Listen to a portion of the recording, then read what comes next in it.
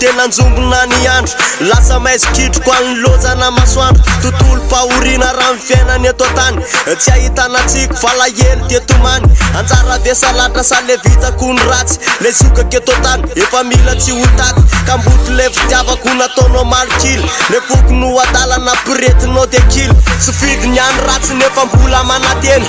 an'lay anjarako zay romboly ifaneny mino am'izay fa le foko efa tony ka tsy atsiaro anao na iray minitra monjy na de ferako atr'izay tanenena korasipo sy hoe zany tsy ty fa ianao noho naditro ianao sy neo mitovy satria samy sary tiavina ianao efa taraiky ndray mbola miavonavona avelao zao iala kely aloha fantatrao fa tsara tsika roa afanyany tsy tonitalo ankehitriny efa niova fo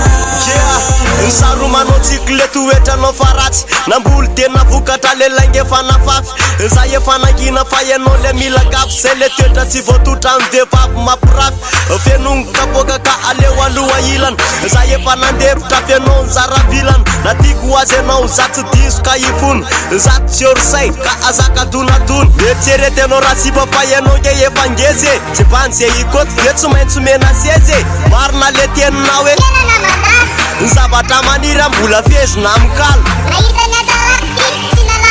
aleko ndray mitady mbaika reny zao tsy mampirafy zala zay nao zaza nefa ianao ny tena lozy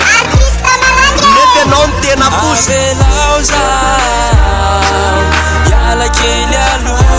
fantatrao fa tsara tsika roa afanyany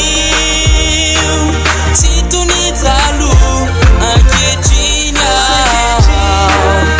efa niova fo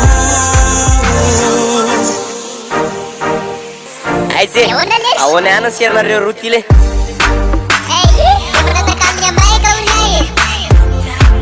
mbaika ahoana koa zany le